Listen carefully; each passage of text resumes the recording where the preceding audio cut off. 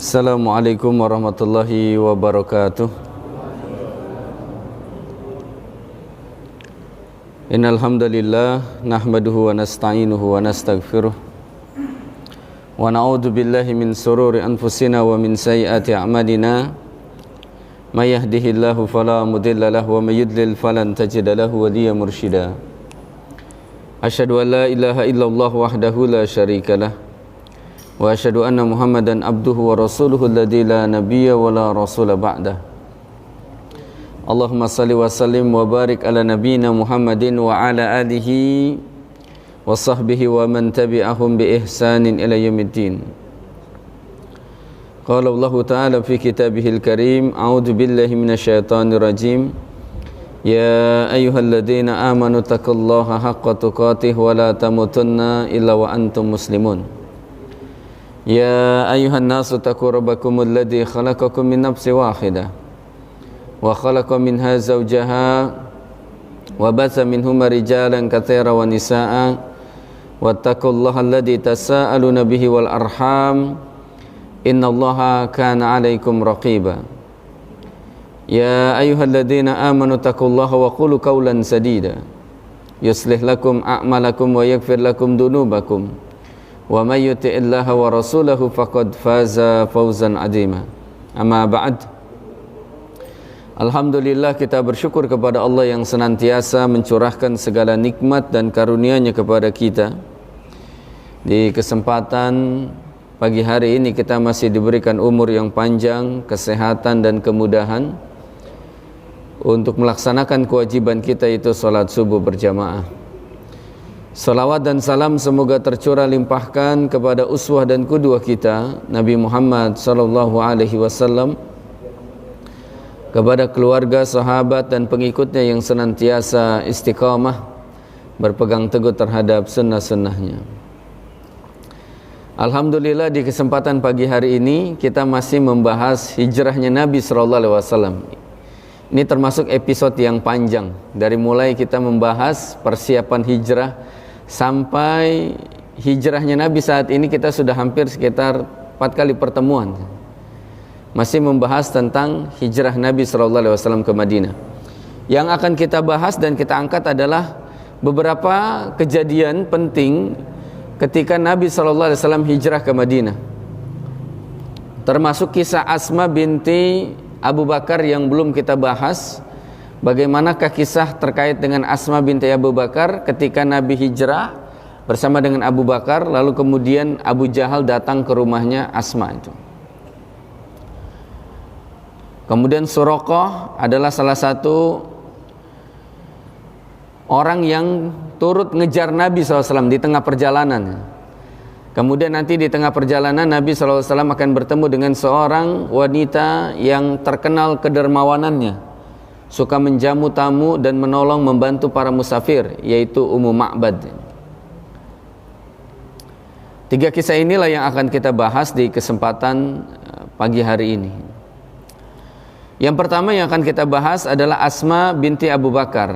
Gelarnya adalah Dzatun Nitaqain. Kita sudah bahas terkait dengan gelar yang disematkan kepada Asma binti Abu Bakar ini, yaitu Dzatun Nitaqain, artinya adalah orang yang memiliki 2 ikat pinggang. Karena pada saat ketika beliau menyiapkan ransum makanan untuk Nabi dan Abu Bakar, itu beliau tidak menemukan tali untuk mengikatnya, maka kemudian dia copot ikat pinggangnya, dia belah jadi 2, yang satu dia pakai sebagai pengikat, yang satu lagi dia pakai untuk mengikat ransum Nabi SAW dan Abu Bakar. Maka dikenallah dia sebagai wanita Dzatun Nitaqain, orang yang memiliki 2 ikat pinggang. Ketika Abu Bakar As-Siddiq bersama dengan Nabi SAW hijrah ke Madinah, dan Abu Quhafa ini bapaknya Abu Bakar, kakeknya Asma, kakeknya Aisyah radhiyallahu anha. Abu Quhafa ini ayahnya Abu Bakar itu pada saat itu belum muslim, belum masuk Islam. Nah, ternyata Abu Quhafa tahu Abu Bakar pergi, walaupun dia nggak tahu perginya kemana gitu. Abu Bakar pergi meninggalkan keluarganya, sehingga kemudian kakeknya Asma ini, ayahnya Abu Bakar ini merisaukan keluarga yang ditinggalkan ini, anak-anaknya itu. Akhirnya kemudian Asma menenangkannya, padahal hartanya dibawa sama Abu Bakar itu untuk hijrah. Akhirnya kemudian Asma mengambil sebuah kantong yang berisi beberapa bebatuan, jadi kantong besar gitu. Bapaknya Abu Bakar ini pada saat itu buta matanya, tidak bisa melihat. Akhirnya kemudian diisilah kantong tersebut dengan bebatuan. Lalu Abu Quhafa yang buta itu meraba-raba kantong tersebut itu dari luar saja. Kata Asma, wahai kakek, ayah meninggalkan banyak harta buat kita, jadi tidak usah dikhawatirkan gitu. Untuk menenangkan gitu. Jangan sampai kemudian jadi masalah. Sampai kemudian akhirnya kakeknya pun ini, Abu Quhafa ini merasa tenang gitu. Akhirnya kemudian tidak lagi berkomentar terkait dengan kepergian Abu Bakar As-Siddiq itu. Tiba-tiba kemudian para jamaah dari mata Allah, dalam kisah yang lain disebutkan terkait dengan bagaimana Abu Jahal, Amr bin Hisham ini ketika tidak mendapatkan Nabi SAW. Jadi Abu Jahal termasuk orang yang ikut dalam pengepungan para jamaah dari mata Allah, mengepung di rumah Nabi, 11 orang pemuda yang mengepung rumah Nabi untuk membunuh Nabi SAW. Yang kemudian mereka semua tertidur, dan tidaklah mereka mendapati di rumah Nabi kecuali Ali bin Abi Thalib sedang tertidur pada saat itu. Sampai akhirnya betapa marahnya Abu Jahal itu. Rencana pembunuhan yang telah mereka rencanakan dengan sangat matang di Darun Nadwah ternyata tidak membuahkan hasil. Rasulullah SAW ternyata bisa lolos dalam pengepungan tersebut. Akhirnya Abu Jahal tahu orang paling terdekat dalam diri Nabi itu adalah Abu Bakar, dan Abu Bakar kan belum hijrah. Maka pikiran orang kafir termasuk Abu Jahal, pasti Nabi Muhammad di rumah Abu Bakar atau kemudian bersama dengan Abu Bakar. Maka datanglah kemudian Abu Jahal ke rumah Abu Bakar. Dan ternyata sampai di rumah Abu Bakar nggak ada orang kecuali Asma dan beberapa keluarganya. Abu Bakar nggak ada. Maka mulailah kemudian Abu Jahal ini menginterogasi Asma binti Abu Bakar. Ini kita akan lihat bagaimana keberanian seorang wanita, Asma binti Abu Bakar ini. Ketika Abu Jahal bertanya kepada Asma itu, di mana Muhammad dan ayahmu? Gitu. Asma itu dengan tenang saja ini, tenang saja dia menjawab, kata Asma binti Abu Bakar, mengapa engkau bertanya kepada aku?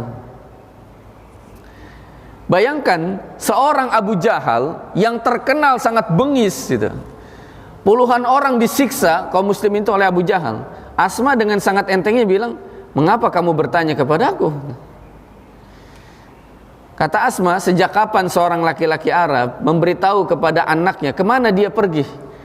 Bukankah Abu Bakar biasa berdagang ke tempat yang jauh tanpa memberitahuku? Nah, ini cerdas sekali jawabannya.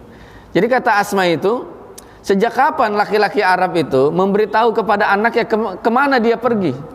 Dan kau kan tahu Abu Bakar itu memang suka bepergian untuk berdagang. Memang kerjaan Abu Bakar adalah pedagang. Sebenarnya ingin mengalihkan, dia tidak berbohong, Asma ini. Ingin mengalihkan. Memang Abu Bakar orang yang suka bepergian itu.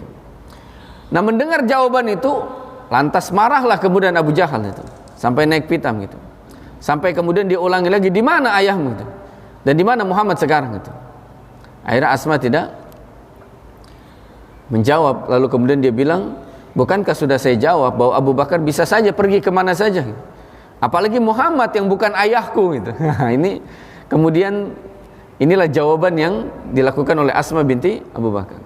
Akhirnya kemudian saking kesalnya itu Abu Jahal, ditamparlah Asma itu pada saat itu, sampai kemudian antingnya itu jatuh, lepas.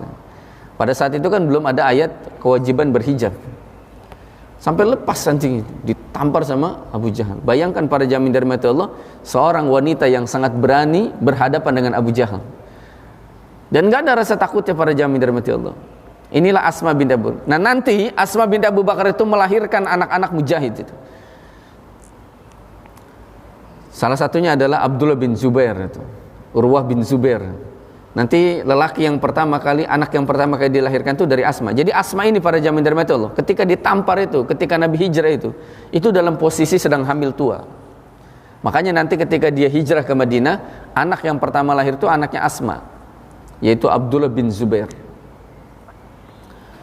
Nah, ini para jamaah yang dirahmati Allah tentang bagaimana keberanian dan ketegaran seorang wanita.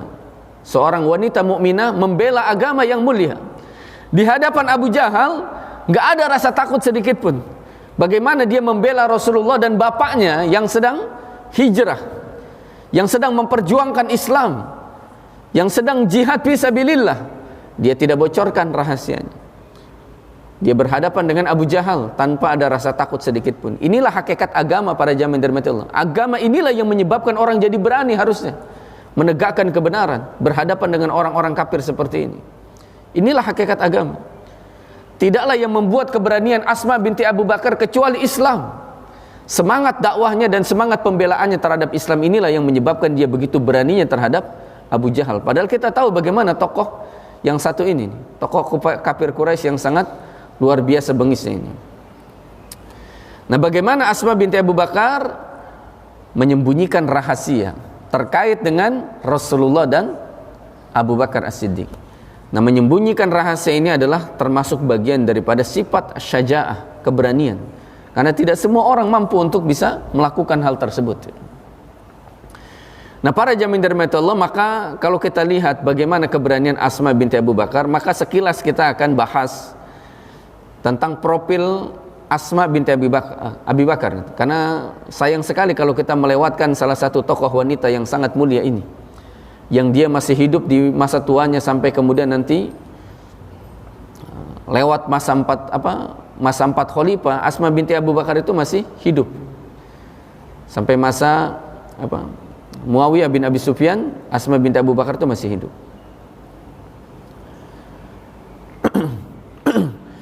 Asma binti Abu Bakar itu, para jamaah yang dirahmati Allah, itu lahir 14 tahun sebelum masa kenabian. Jadi ketika Rasul diangkat menjadi Rasul, berarti usianya sudah 14 tahun, menginjak remaja. Ayahnya bernama Abu Bakar, ibunya adalah Qutailah binti Uzza. Asma ini adalah kakak dari Ummul Mukminin Aisyah radhiyallahu anha, kakaknya. Termasuk salah seorang yang awal dalam memeluk Islam. Jadi setelah bapaknya dia masuk Islam. Suaminya adalah seorang sahabat, Zubair bin Awam. Zubair bin Awam ini istimewa. Yang pertama, dia juga adalah keponakan Khadijah radhiyallahu anha. Jadi kalau ke jalur Khadijah, dia adalah keponakan. Kalau ke jalur Nabi, dia sepupu Nabi SAW. Karena Zubair bin Awam ini, suami Asma binti Abu Bakar, itu adalah anak dari bibinya Nabi SAW yang bernama Sofiyah binti Abdul Muttalib. Jadi para jamaah yang dirahmati Allah, nanti kalau kita baca lagi kisah tentang Sofiyah itu luar biasa.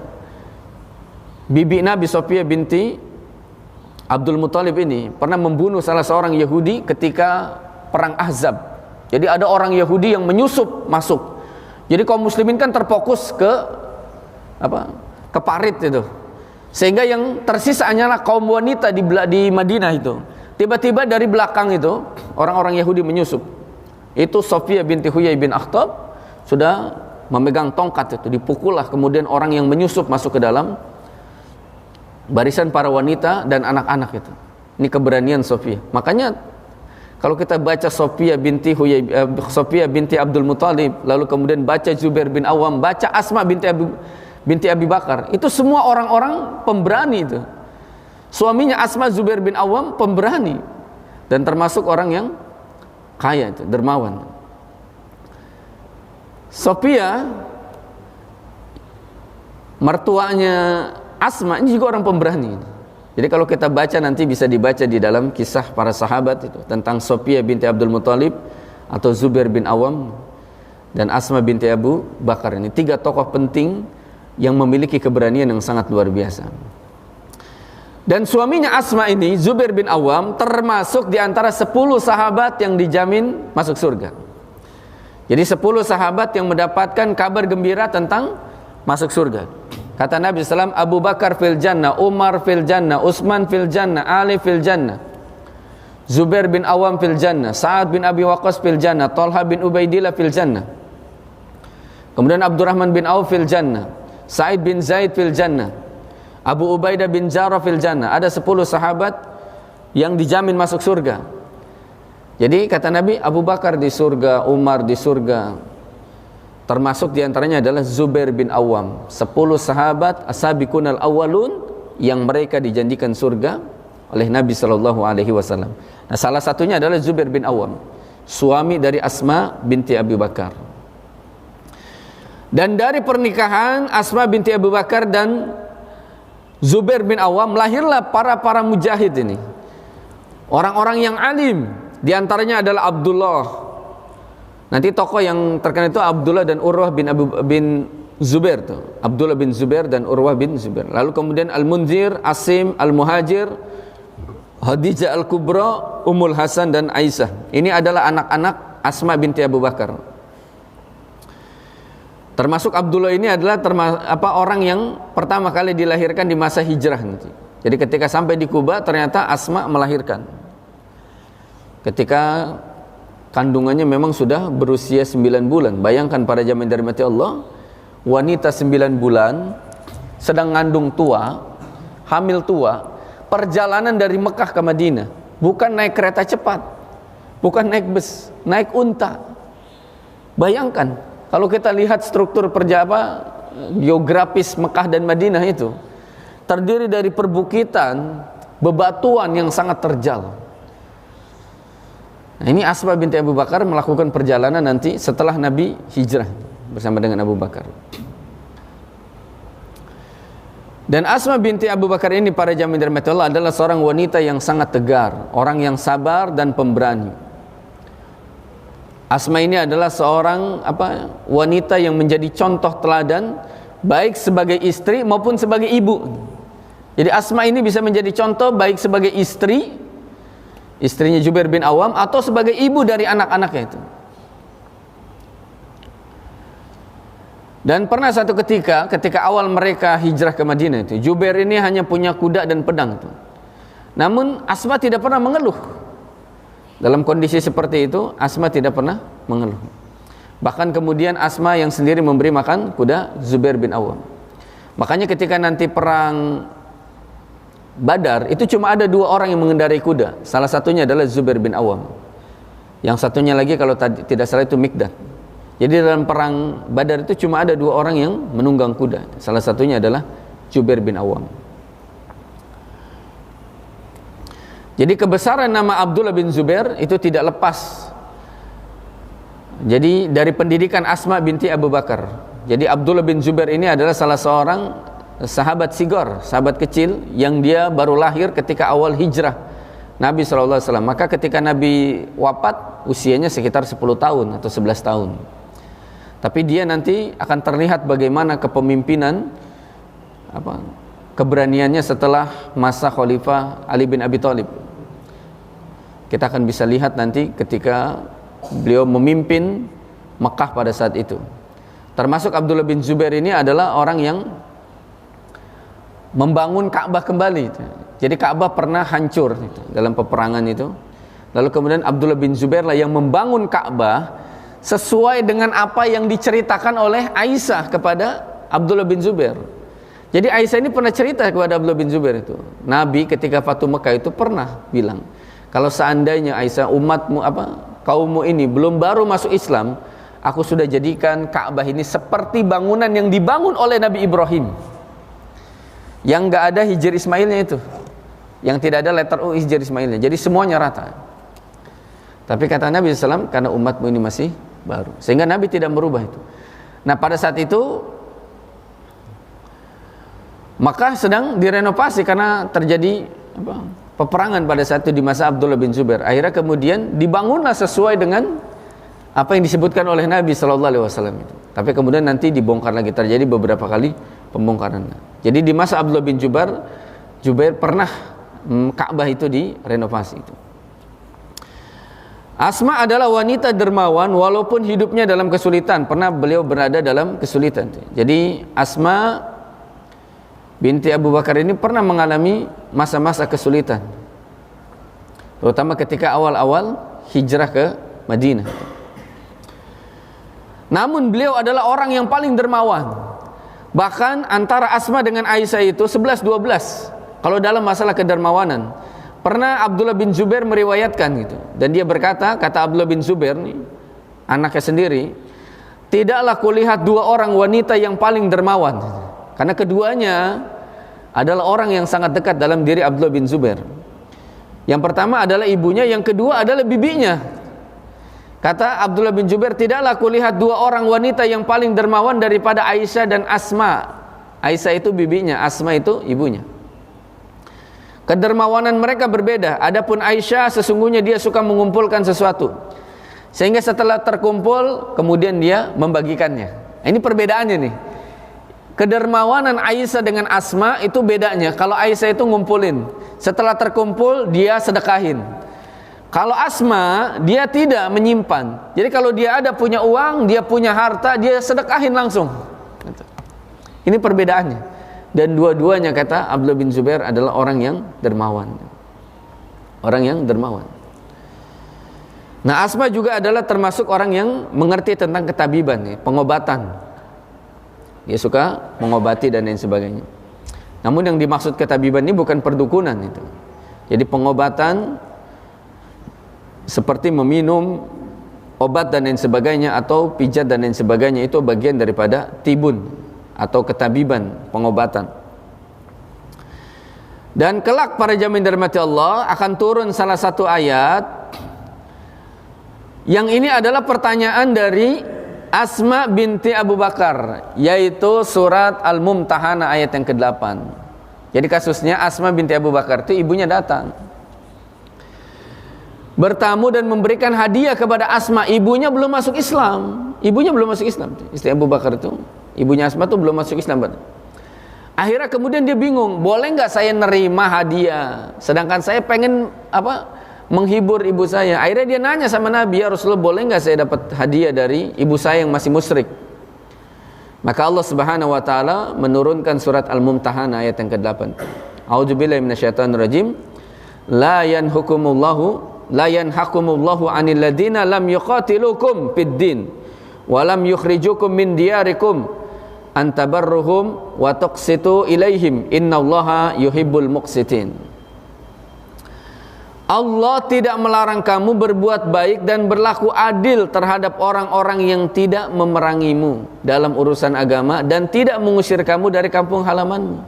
Sesungguhnya Allah mencintai orang-orang yang berlaku adil. Nah, ayat ini sebagaimana dalam kitab-kitab tafsir itu dijelaskan bahwa ayat ini turun terkait dengan pertanyaan Asma tadi. Boleh enggak bermuamalah baik dengan orang musyrik, apalagi orang musyrik itu adalah ibunya sendiri. Maka Allah tidak melarang kamu berbuat baik dan berlaku adil terhadap orang yang tidak memerangimu dalam urusan agama dan tidak mengusirmu dari kampung halaman. Artinya boleh berinteraksi dengan orang kafir selama mereka bukan kafir harbi. Kafir harbi itu orang yang mau merangi kaum muslimin. Kalau orang kafir harbi, nggak boleh kita berteman, orang memerangi kaum muslimin. Nah, itu kisah terkait dengan Asma binti Abu Bakar, orang yang sangat berperan penting dalam hijrahnya Nabi SAW. Jadi bukan hanya menyiapkan makanan, tapi bagaimana dia menghadapi Abu Jahal ketika datang ke rumah Abu Bakar. Yang kedua, para jamaah dirahmati Allah, kita akan membahas tentang salah seorang yang bernama Suraqah bin Malik. Suraqah bin Malik ini adalah orang yang mengejar Nabi. Jadi dia termasuk yang bisa mengejar Nabi dengan Abu Bakar di tengah perjalanan. Tapi qadarullah dia nggak bisa mampu menangkap Nabi. Satu ketika nanti dia masuk Islam. Jadi hadisnya diriwayatkan oleh Imam Bukhari di dalam kitab sahihnya dari Anas bin Malik itu. Anas bin Malik berkata, Nabi SAW tiba di Madinah dengan membonceng Abu Bakar. Jadi ketika pergi ke Madinah itu membonceng Abu Bakar. Jadi Abu Bakar dibonceng sama Nabi SAW. Abu Bakar adalah tokoh sesepuh yang banyak dikenal karena Abu Bakar ini pedagang. Jadi beliau itu sering bepergian dan sering ketemu sama orang. Orang yang ramah dan sering ketemu sama banyak orang dan banyak dikenal orang. Sedangkan Nabi SAW belum banyak dikenal pada saat itu. Jadi Nabi itu belum banyak dikenal karena Nabi SAW itu berdagang hanya sesekali saja. Sedangkan Abu Bakar memang beliau seringkali keluar dan pergi berdagang sehingga banyak dikenal dengan banyak orang. Kemudian Anas berkata, maka datanglah seorang laki-laki kepada Abu Bakar. Jadi di tengah perjalanan ketemu sama orang.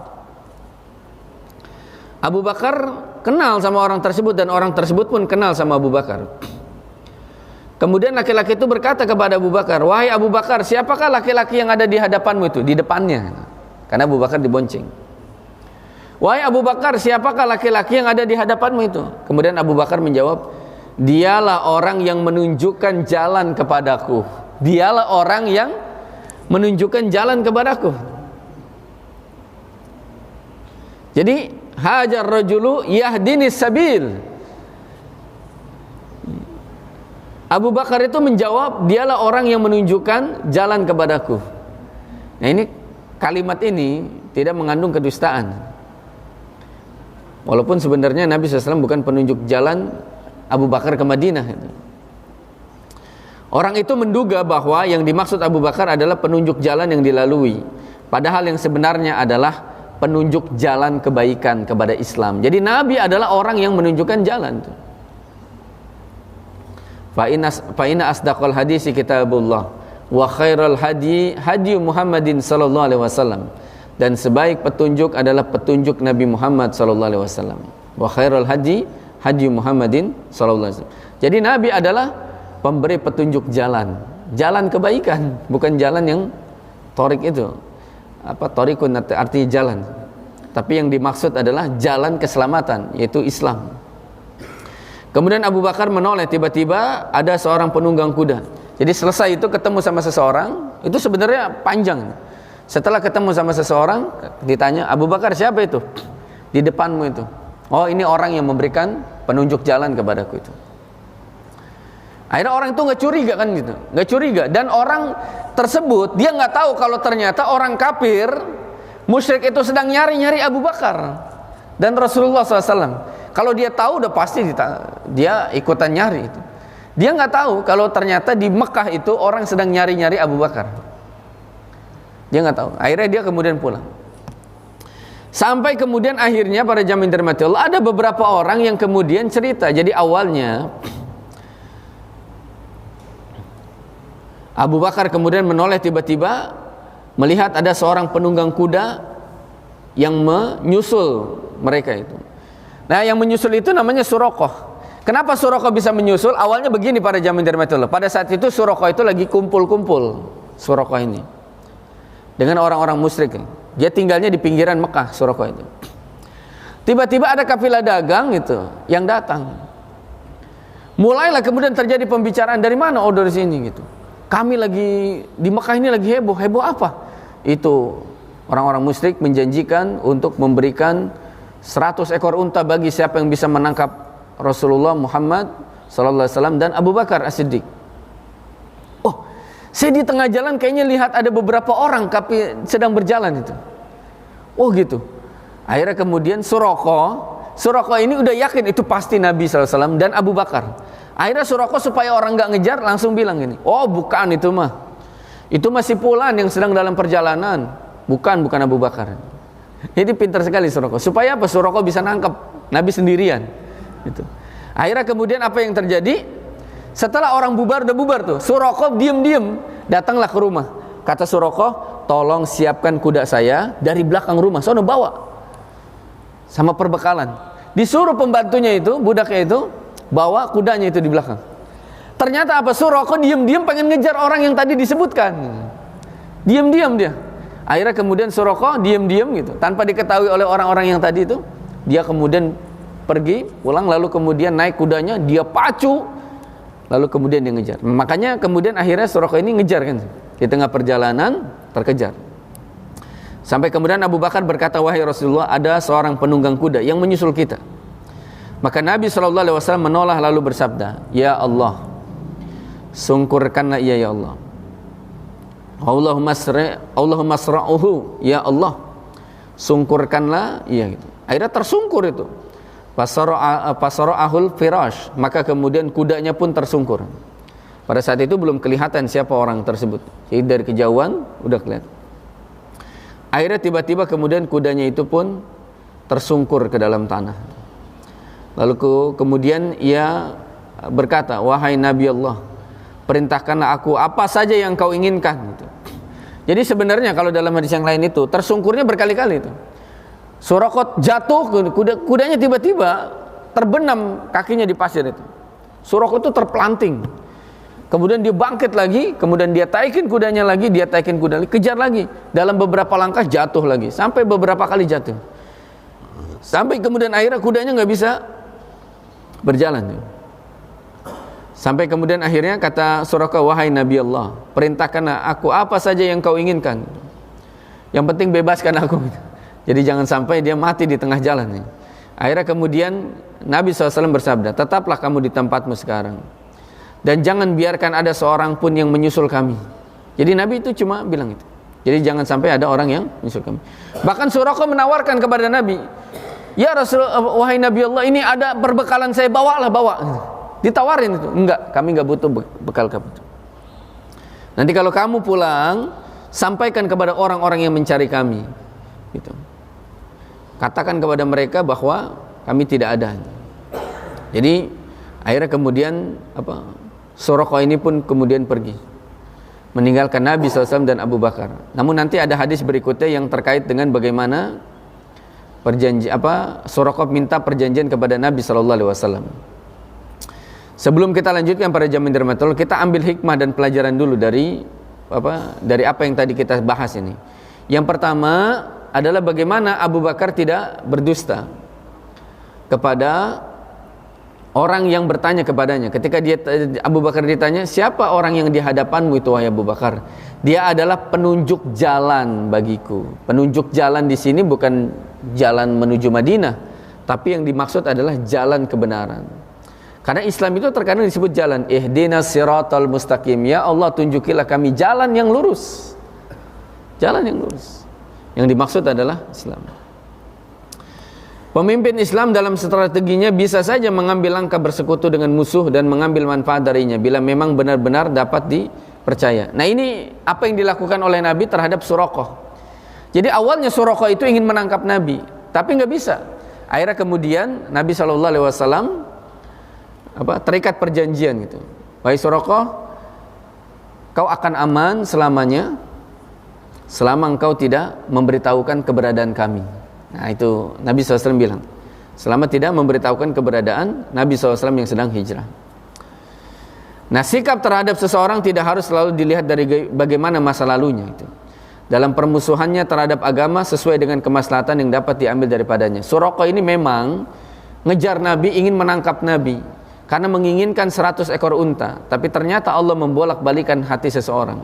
Oleh karena itu para jamaah dirahmati Allah, inilah hidayah. Ada kalanya ada seseorang yang ingin membunuh, ada kalanya seseorang ingin menyakiti, ada kalanya seseorang ingin menghancurkan, tapi kemudian Allah membolak-balikan hatinya hingga kemudian dia justru menjadi orang yang memeluk Islam. Memeluk Islam. Rasulullah SAW para jamaah dirahmati Allah menggunakan seluruh sarana manusiawi yang memungkinkan, seperti menggunakan kendaraan, mencari jalur yang berbeda dengan jalur yang biasa dilalui oleh manusia. Walaupun demikian para jamaah dirahmati Allah, Nabi udah melalui jalur yang tidak dilalui oleh manusia, tetap saja ternyata bisa dikejar oleh Suraqah. Tetap bisa dikejar oleh Suraqah. Namun itu bukan berarti menafikan ikhtiar. Menafikan ikhtiar. Itulah bagian daripada cobaan hidup. Kalau kita kok Nabi yang soleh, Abu Bakar yang soleh, tiba-tiba kok bisa dikejar sama Suraqah? Ya itu bagian daripada episode kehidupan, takdir. Bahwa dalam kehidupan ini mesti ada onak dan duri dan aral melintang dalam perjalanan dakwah ini. Nah, termasuk ketika Suraqah mengejar Nabi SAW. Abu Bakar sudah khawatir. Namun tentu atas pertolongan Allah Subhanahu wa taala, Suraqah tidak mampu untuk membunuh Nabi SAW. Oleh karena itu para jamaah dirahmati Allah, Nabi SAW menjadi teladan dalam ketawakalan. Bagaimana tawakalnya Nabi dan Abu Bakar As-Siddiq dalam perjalanan, sehingga ketika ada musuh Nabi tenang saja. Kalau dalam riwayat lain itu, ketika Abu Bakar nengok ke belakang, itu kudanya kan cepat sekali. Kata Abu Bakar, wahai Rasulullah, itu ada orang yang mengejar kita. Nabi tetap aja zikir. Nabi, ya Rasulullah, ada orang ngejar kita. Nabi melengok, lalu kemudian Nabi berdoa. Sampai kemudian akhirnya tersungkurlah Suraqah bin Malik itu. Nah, inilah salah satu di antara pertolongan Allah Subhanahu wa taala kepada Nabi sallallahu alaihi wasallam. Ini para jamaah dirahmati Allah, kisah berikutnya. Pada saat itu Suraqah itu memohon belas kasihan kepada Rasulullah SAW, dan dia berkata gitu. Kata Suraqah, "Ya Nabi Allah, ambillah perbekalanku ini, harta dan senjataku ini. Aku berjanji demi Allah kepada kalian berdua, aku akan menyuruh kembali setiap orang yang berusaha melacak kalian di belakangku." Ini jadi Suraqah malah menawarkan. Suraqah belum beriman pada saat itu. Dia belum beriman. Tapi dia yakin sekali bahwa itu adalah mukjizat. Kenapa? Karena Suraqah itu beberapa kali naik kuda, nggak bisa ngejar Nabi. Tersungkur dan tersungkur, jatuh dan terjatuh. Nggak bisa. Sehingga kemudian dia yakin ini orang benar Nabi. Tapi dia pada saat itu belum beriman. Sampai kemudian dia bilang, ambillah perbekalanku, harta dan senjataku ini sebagai perbekalanku. Aku berjanji demi Allah kepada kalian berdua akan menyuruh kembali setiap orang yang berusaha melacak kalian di belakangku. Akhirnya kata Nabi, kami tidak butuh perbekalan dan hartamu. Cukuplah kalau engkau suruh kembali orang-orang yang hendak mengejar kami. Jawab Nabi SAW. Kemudian Nabi SAW berdoa, maka bebaslah kaki kuda Suraqah itu. Ketika hendak kembali dia berkata, demi Allah saya tidak akan mengganggu tuan-tuan lagi. Itu janji Suraqah. Apa yang kau kehendaki dari kami itu? Kata Nabi SAW, demi Allah ya Muhammad, saya yakin agama yang Tuhan bawa itu akan menang, dan Tuhan akan tinggi. Berjanjilah kepadaku, apabila aku datang nanti ke kerajaan Tuhan, maka Tuhan akan bermurah hati kepada saya. Tuliskanlah itu untuk saya. Jadi Suraqah minta, kalau satu saat nanti saya datang kepadamu wahai Muhammad, maka terimalah saya itu, dan berikanlah saya bukti. Akhirnya minta ditulis. Akhirnya Nabi SAW menyuruh Abu Bakar untuk menulis pada sepotong tulang. Lalu diberikannya kepada Suraqah sambil berkata, bagaimana hai Suraqah, jika suatu saat waktu engkau memakai gelang kebesaran Kisra. Jadi kata Nabi SAW, wahai Suraqah, bagaimanakah pendapatmu jika suatu saat nanti engkau memakai gelang kebesaran Kisra? Bayangkan para jamaah dirahmati Allah, Suraqah bin Malik itu sampai terheran, gelang kebesaran Kisra bin Hurmuz gitu. Kata Suraqah bin Malik itu, dia terkejut gitu. Iya kata Nabi, gelang kebesaran Kisra bin Hurmuz itu. Nabi meyakinkan. Bayangkan para jamaah dirahmati Allah, Suraqah pada saat itu tinggal di Jazirah Arab, negeri yang terbelakang. Ada dua peradaban besar, Kisra dan Persia. Persia dan Romawi. Rajanya Kisra, Persia. Kata Nabi SAW, wahai Suraqah, bagaimana jika suatu saat nanti engkau memakai gelang kebesaran Kisra? Ternyata apa yang disebutkan Nabi itu adalah mukjizat dan terbukti para jamaah dirahmati Allah. Di zaman kekhalifahan Umar, Persia kan tumbang. Persia tumbang. Lalu kemudian itu banyak sekali harta rampasan perang. Termasuk diantaranya adalah mahkota dan perhiasan kebesaran Kisra. Pernah satu ketika tiba-tiba Umar bin Khattab itu lagi ngumpulin barang, tiba-tiba ada gelang kebesaran Kisra. Yang kemudian dipanggil Suraqah, Suraqah sini. Umar tuh nggak dengar hadis Nabi ketika Suraqah ini. Dipanggillah kemudian Suraqah, sini. Dipakaikanlah oleh Umar bin Khattab gelang kebesaran Kisra itu kepada Suraqah itu di zaman Khalifah Umar.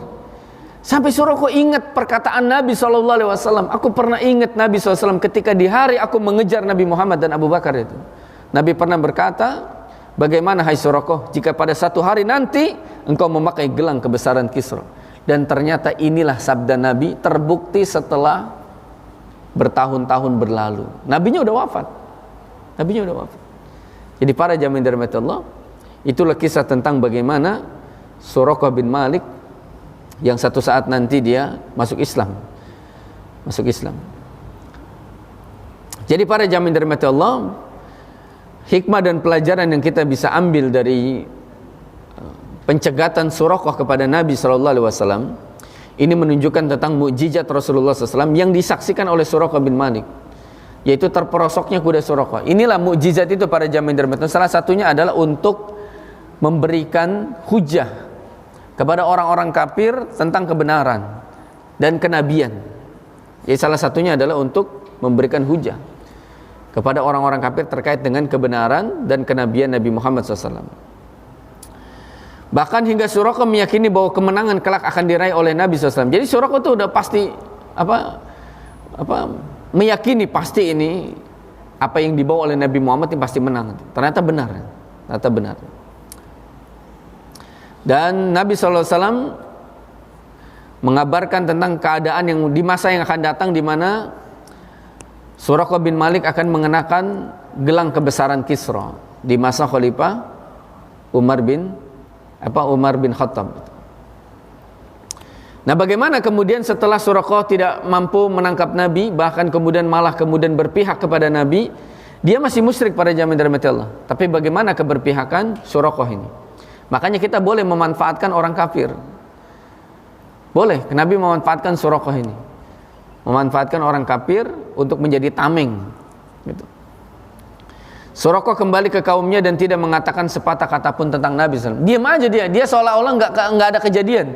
Padahal baru saja dia mengalami kejadian yang sangat dahsyat itu. Kejadian di mana dia terperosok ngejar Nabi SAW. Setelah Suraqah mendengar Nabi SAW tiba dengan selamat di Madinah, jadi dia diam saja, nggak cerita.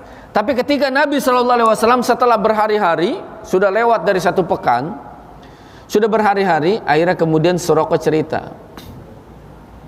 cerita bahwa dia pernah ngejar Nabi SAW dan Abu Bakar, tapi kemudian dia terperosok dan dia melihat bagaimana mukjizat Nabi SAW. Kudanya nggak bisa melangkah, terperosok dan terjatuh berkali-kali. Dia cerita tuh kepada teman-temannya, sampai kemudian akhirnya Abu Jahal mendengar bahwa Suraqah pernah mengejar Nabi tapi nggak jadi, malah kemudian melindungi Nabi SAW. Akhirnya Abu Jahal bilang kepada Bani Mudlij agar Suraqah itu dihukum gitu. Namun kemudian Suraqah itu, karena dia adalah pemimpin Bani Mudlij, dia termasuk orang yang dihormatin di kaumnya, nggak ada yang berani. Suraqah itu pemberani. Nanti para jamaah dirahmati Allah, dalam perang Badar itu nanti iblis akan menyamar menjadi Suraqah. Jadi iblis menyamar menjadi Suraqah nanti. Makanya ketika berhadapan antara pasukan orang-orang kafir Quraisy yang jumlah 1000 dengan kaum muslimin, tiba-tiba ini Suraqah ini kabur, lari gitu. Dipanggil sama Suraqah, kenapa engkau lari? Padahal itu bukan Suraqah yang asli. Itu adalah setan yang menjelma menjadi Suraqah, berwajah Suraqah, yang mengompori supaya orang-orang kafir Quraisy itu tidak mundur itu menghadapi orang-orang Islam. Nah, kelak nanti Suraqah ini menjadi seorang muslim dan kemudian dia menjadi seorang muslim yang baik ini. Nah, ini para jamaah dirahmati Allah, kejadian di tengah perjalanan. Jadi ada kejadian menarik terkait dengan bagaimana Nabi dikejar oleh seorang bernama Suraqah bin Malik. Yang ketiga para jamaah dirahmati Allah, kita akan membahas terkait dengan kisah Ummu Ma'bad. Ummu Ma'bad ini adalah seorang Arab Baduy yang tinggal di perbatasan antara Mekah dengan Madinah. Jadi dia hidup menyendiri dan terkadang nomaden. Tapi dikenal sama para musafir tuh dikenal. Para musafir tuh tahu Ummu Ma'bad. Kenapa? Karena kedermawanannya, karena kebaikannya. Jadi Ummu Ma'bad dan Abu Ma'bad ini adalah orang terkenal. Kerjaannya apa? Rata-rata Arab Baduy itu adalah pengembala kambing kan? Pengembala kambing, pengembala unta. Rata-rata mereka itu tinggal di perbukitan. Jadi pengembala. Sampai sekarang orang Arab Baduy itu masih ada. Saudi Arabia ini kan sekarang udah negara kaya, tapi orang-orang Arab Baduy masih ada. Tapi jangan kita anggap orang Arab Baduynya itu miskin-miskin. Orang Arab Baduy itu para jamaah dirahmati Allah, yang mereka itu peternak unta, peternak lebah, peternak kambing, hidupnya itu kadang nomaden. Tapi kalau mereka ngangon kambing pakai Land Cruiser gitu. Mobilnya bagus-bagus, harganya 2 miliar. Tapi dipakai buat apa? Buat ngangkut kambing kadang gitu, buat ngangkut pakan. Itu luar biasa itu orang-orang sana itu. Jadi walaupun dia disebut Arab Baduy peternak unta, tapi mobilnya bagus-bagus dan mobilnya itu nggak sayang gitu. Kadang pada penyok dan lain sebagainya. Padahal harganya kalau di Indonesia bisa sampai 1 miliaran.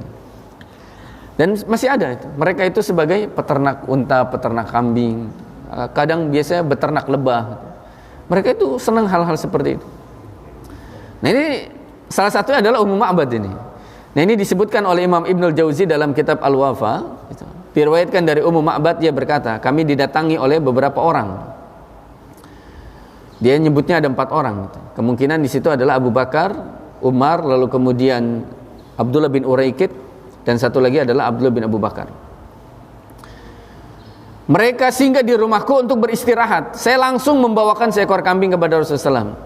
Saya ingin menyembelihnya untuk dihidangkan kepada beliau SAW. Tiba-tiba kambing itu, air susunya menjadi subur. Kemudian beliau SAW memegang susu kambing itu dan meminta saya untuk tidak menyembelihnya. Gitu. Maka aku pun melepaskannya dan mencari kambing lain untuk disembelih dan dimasak. Rasulullah SAW dan para sahabat makan siang dengan lauk daging kambing yang sudah disuguhkan. Tidak lupa saya memasukkan beberapa potong daging untuk mereka bawa sebagai bekal di perjalanan, sedangkan sisanya saya simpan di rumah. Adapun kambing yang susunya disentuh oleh Rasulullah SAW, usianya masih panjang sampai dengan masa Umar bin Khattab. Jadi kalau dalam ini ada perbedaan riwayat. Kalau ini Ibnul Jauzi, kalau dalam Rahikul Maktum, Syekh Sofi Rahman Al-Mubarakpuri meriwayatkan beda lagi. Jadi ketika Nabi SAW datang kepada Ummu Ma'bad, Nabi SAW datang mampir. Ummu Ma'bad cerita, kami sedang mengalami musim paceklik. Kambing-kambing kami ini tidak mengeluarkan susu. Maka kemudian kata Nabi, izinkan saya untuk memerah susunya. Gitu. Silahkan kalau bisa. Gitu. Jadi kambingnya itu nggak keluar susu karena musim paceklik. Gitu. Maka kata Nabi SAW, izinkan saya untuk bisa memerah susu. Silahkan kalau ada. Akhirnya kemudian disentuh sama Nabi SAW. Tiba-tiba kemudian mengembang tuh susunya. Lalu kemudian diperas sampai Nabi kumpul lah itu susu-susu itu. Akhirnya kemudian Nabi minum dari susu tersebut. Disediakan oleh Ummu Ma'bad. Dan Ummu Ma'bad kan nggak tahu kalau itu adalah Nabi Muhammad, itu adalah Abu Bakar. Yang dia tahu dia adalah musafir saja. Dia berbuat baik kepada siapa saja itu, musafir. Ini Ummu Ma'bad terkenal. Sampai kalau dalam Rahikul Maktum, tiba-tiba Abu Ma'bad itu ketika Nabi sudah pergi sama Abu Bakar, Abu Ma'bad datang itu. Kemudian kata Abu Ma'bad, loh, kenapa ini banyak susu gitu? Susunya banyak gitu. Padahal bukankah kambing-kambing kita ini tidak mengeluarkan susu? Kemudian kata Ummu Ma'bad, tadi ada tamu datang ke sini. Bagaimana ciri-cirinya? Oh, diceritakan sama Ummu Ma'bad itu. Bagaimana tampangnya Nabi, postur tubuhnya Nabi, itu diceritakan. Kata Abu Ma'bad, itulah orang yang sedang dicari sama orang-orang Quraisy. Itulah Muhammad dan Abu Bakar As-Siddiq. Abu Bakar As-Siddiq. Tapi Abu Ma'bad dengan Ummu Ma'bad tidak ingin berbuat keburukan. Dia baik saja memberikan makanan dan sebagainya. Nah, ini para jamaah dari betul salah satu di antara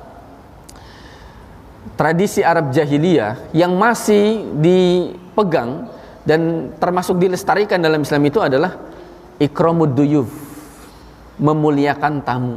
Makanya kata Nabi SAW, man kana yu'minu billahi wal yawmil akhir falyukrim dayfahu. Barang siapa yang beriman kepada Allah dan hari akhir, hendaklah ia memuliakan tamunya.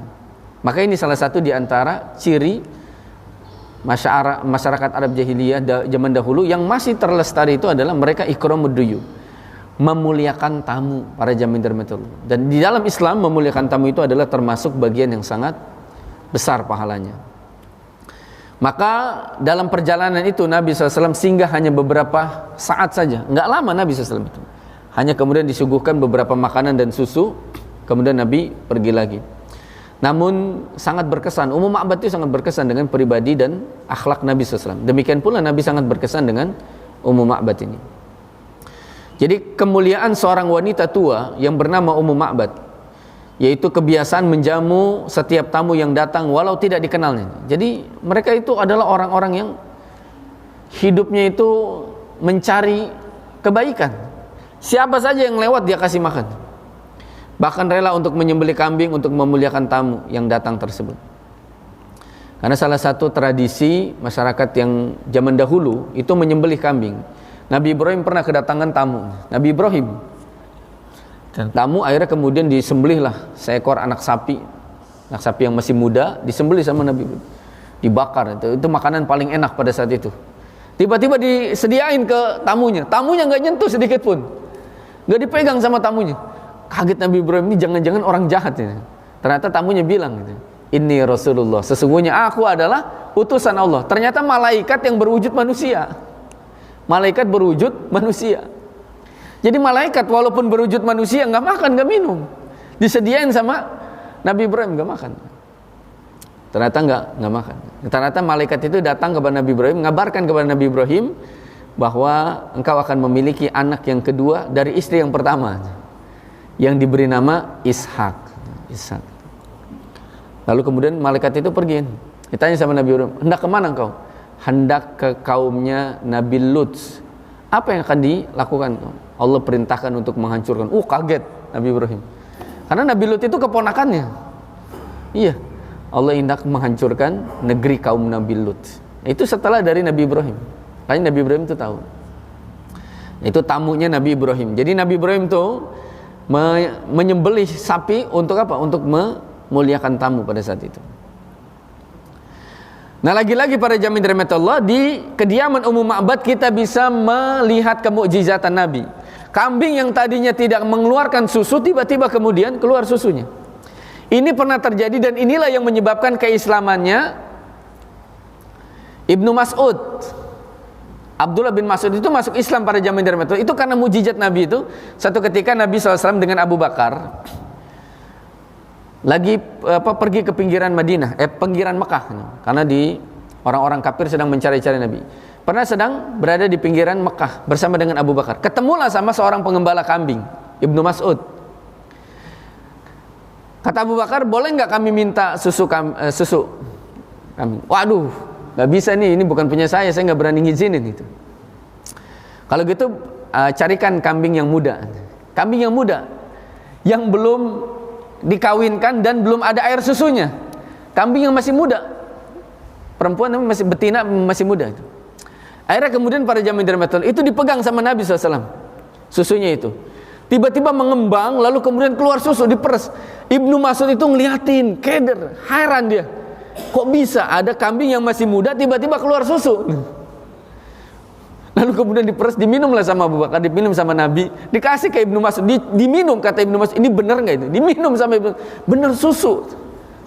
Akhirnya dia nanya, engkau siapa dan yang begitu. Akhirnya kemudian dijelaskan, itu Ibnu Mas'ud masuk Islam gara-gara apa? Lihat mukjizat Nabi. Dan Nabi tidak mencuri susu kan gitu.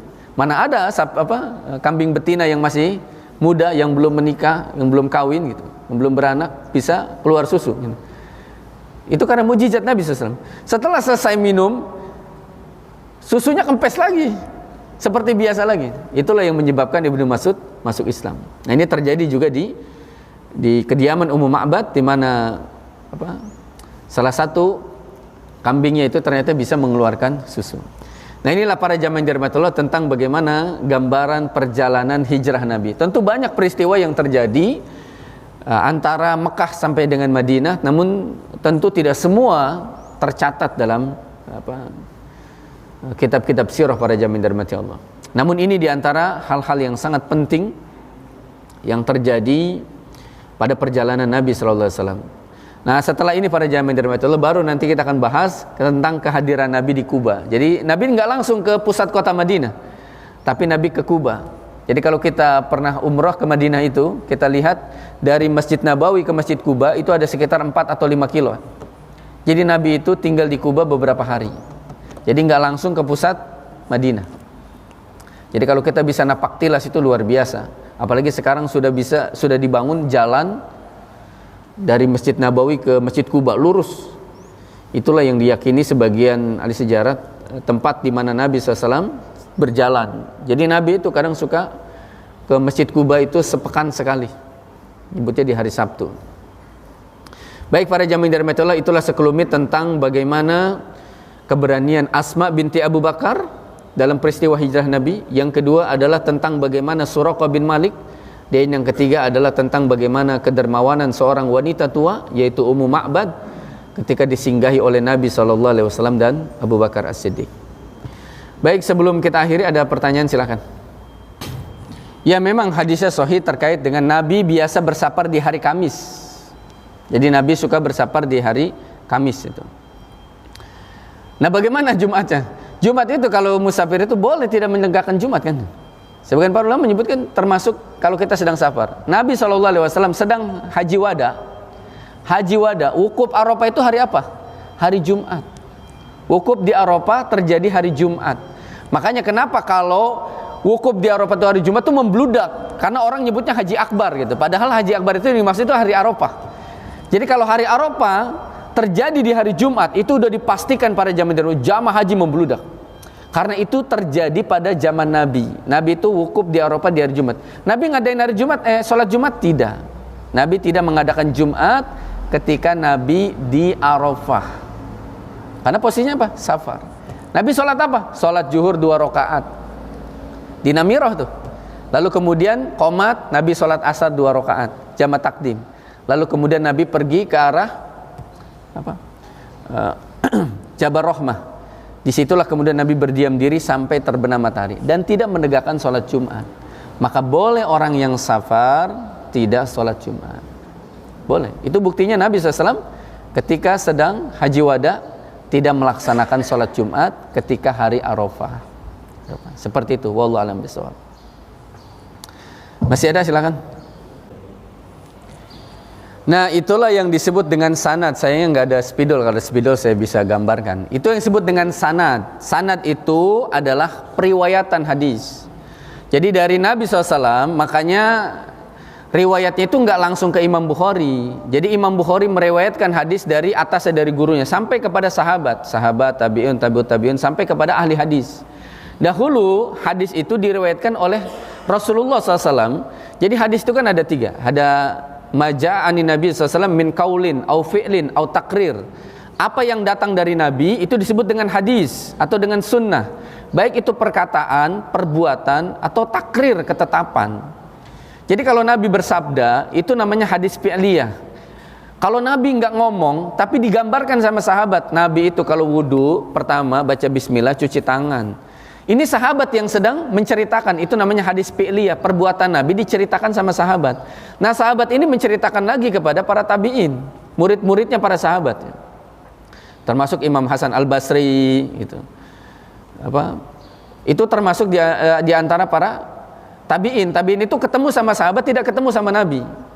Nah, dari sahabat ini kemudian ke tabi'in, ke tabi'ut tabi'in, lalu kemudian kepada para ulama ahli hadis. Ulama ahli hadis seperti Imam Bukhari, Imam Muslim, Imam Tirmidzi gitu. Sebelum Imam Bukhari itu ada seorang yang sangat terkenal tuh di zaman Khalifah Umar bin Abdul Aziz. Ulama ini diperintahkan untuk menulis hadis-hadis, yaitu Muhammad Syihab Az-Zuhri. Ini salah satu gurunya Imam Bukhari. Nah, termasuk kitab hadis yang paling dulu ditulis itu adalah kitab hadisnya Al-Muwatta'nya Imam Malik. Termasuk kitab hadis yang lama. Sebelum Imam Bukhari menulis, Imam Malik sudah menulis. Sebelum para imam madhahib seperti Imam Syafi'i, karena Imam Syafi'i juga punya musnad Imam Syafi'i. Imam Malik lebih dulu menulis kitab Al-Muwatta. Makanya Imam Syafi'i belajar kepada Imam Malik itu kitab Al-Muwatta, kitab hadis. Nah, artinya apa? Para ulama belakangan itu mencatat itu lewat hadis, lewat sanad. Jadi sanad itu makanya nggak boleh terputus. Dari Anas bin Malik diriwayatkan terus sampai kemudian kepada Nabi. Nah, makanya kenapa ada hadis dhaif, hadis lemah itu dilihat nanti di sini, di sanadnya. Oh, ternyata si fulan ini adalah pendusta. Kalau pendusta, maka hadisnya jadi maudhu. Hadisnya jadi palsu.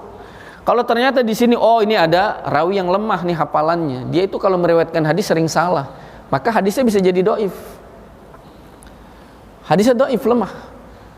Atau kemudian, oh ini si fulan ini ketika masa tuanya pikun, tidak ingat lagi, maka hadis-hadis yang diriwayatkannya itu harus diteliti. Ini dia meriwayatkan hadisnya itu sebelum dia sakit atau sesudahnya. Nah, itu yang disebut dengan rangkaian para perawi hadis, maka disebutlah sanad. Jadi sampai kepada kita dibukukan itu oleh Imam Bukhari. Imam Bukhari itu para jamaah dari mati Allah, termasuk ahli hadis yang diakui oleh para ulama tentang keabsahannya. Imam Bukhari itu tidak menulis satu kitab, termasuk Adabul Mufrad, Lu'lu' wal Marjan dan lain sebagainya. Nah, yang paling monumental kitabnya Imam Bukhari itu adalah Sahih Bukhari. Sahih Bukhari itu. Karena Imam Bukhari itu nulis Sahih Bukhari. Beliau bilang, saya tidak cantumkan satu hadis di dalam Sahih saya kecuali hadis-hadis yang sahih. Sampai disebutkan Imam Bukhari itu kalau pengen nulis hadis di dalam kitab Sahihnya, beliau sholat istikharah 2 rakaat. Sholat istikharah. Kalau beliau yakin dia tulis, Kalau enggak yakin beliau enggak tulis. Itu Imam Bukhari. Jadi kalau dia ada ribuan hadis, luar biasa itu Imam Bukhari. Jadi beliau itu tidak nulis hadis kecuali beliau salat istikharah. Nah, hadis-hadis yang beliau ragukan dan lain sebagainya biasanya ditempatkan di kitab yang lain. Tapi yang sahih itu adalah di dalam Sahih Bukhari. Maka kalau kita lihat kitab yang paling tinggi derajatnya dari hadis-hadis Nabi itu adalah kitab Sahih Bukhari. Yang kedua adalah Muslim, Imam Muslim. Itu adalah muridnya dari Imam Bukhari. Jadi para jamin dari mati Allah, jadi tidak langsung kemudian Imam Bukhari mencatat, tapi kemudian beliau menyusun. Maka para perawi hadis tadi nih, para perawi hadis dari para sahabat sampai kepada imam ahli hadis, itu semuanya terekam jejaknya itu. Para ulama terekam. Jadi terekam jejaknya itu di dalam kitab-kitab para ulama itu. Ada kitab Safwatus Safa. Lalu kemudian banyak sekali Imam Az-Zahabi juga menulis kitab sejarah itu. Para perawi hadis termasuk dari para sahabat itu, kitab Hilyatul Auliya dan lain sebagainya. Itu adalah kitab-kitab yang merangkum tentang para perawi hadis. Jadi tidak sembarangan, sehingga seseorang itu bisa diketahui ini dia terpercaya atau tidak, ini dia kuat hafalannya atau tidak. Karena kalau tidak kuat hafalannya lalu kemudian tidak terpercaya dan lain sebagainya, itulah hadisnya kemudian jadi lemah. Sehingga itu para jamin dari Allah, hadis itu sampai kepada kita. Kenapa?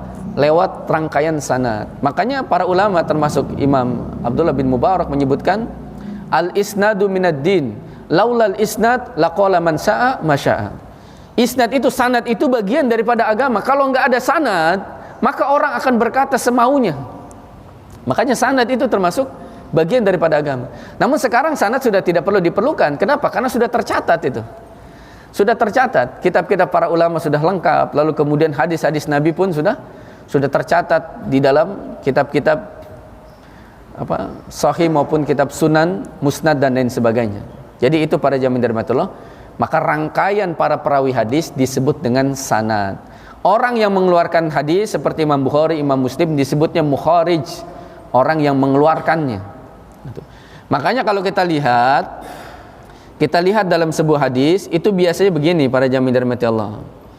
Biasanya diawali dari an Abi Hurairah atau an Anasin radhiyallahu anhu. Cuma seperti contohnya begini.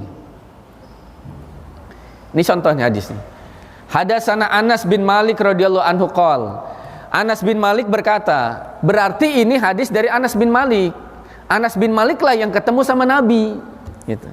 Dari Anas bin Malik diceritakanlah kepada murid-muridnya, yaitu para tabi'in. Dari tabi'in kemudian diceritakan kepada tabi'ut tabi'in. Terus sampai dicatat oleh para ulama ahli hadis. Gitu. Dahulu memang belum dicatat secara khusus seperti zamannya Imam Bukhari. Tapi mereka sudah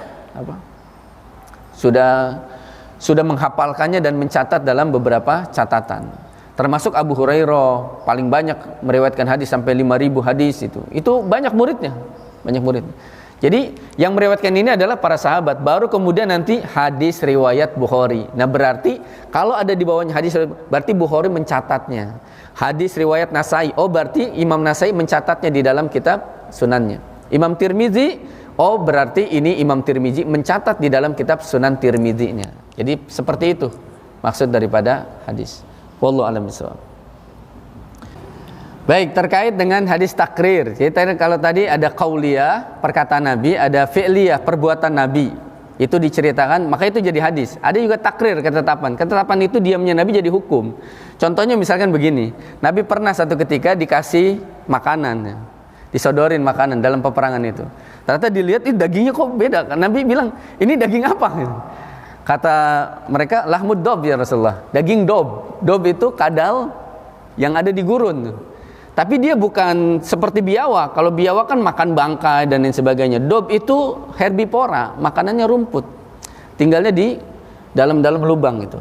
Itu Nabi SAW nggak biasa makan itu kan, didiamin sama Nabi. Itu Nabi itu nggak pernah berkomentar mencela makanan. Kalau nggak enak Nabi nggak pernah komentar. Kalau nggak suka Nabi nggak berkomentar. Diam saja. Tiba-tiba dimakan sama Khalid bin Walid. Dimakan sama Nabi, diemin. Nah berarti daging dob halal atau haram? Halal. Diamnya Nabi itu jadi hukum. Karena kalau Nabi melarang Khalid bin Walid makan, itu berarti haram. Tapi kalau Nabi membiarkan, oh berarti halal, karena Nabi nggak akan membiarkan sesuatu hal yang haram. Nah ini diamnya Nabi itu dengan makannya Khalid bin Walid daging dop itu, berarti daging dop itu adalah halal. Nabi nggak makannya karena mungkin nggak terbiasa, bukan karena haram. Tapi ketika Nabi membiarkan, mendiamkan, itulah yang disebut dengan hadis takrir. Nah yang kedua para jamaah dirahmati Allah, antara ikhtiar dan doa, tentu yang pertama adalah kita berdoa. Berdoa kan gitu. Hampir semua aktivitas Nabi itu diawali dengan doa kan. Doa.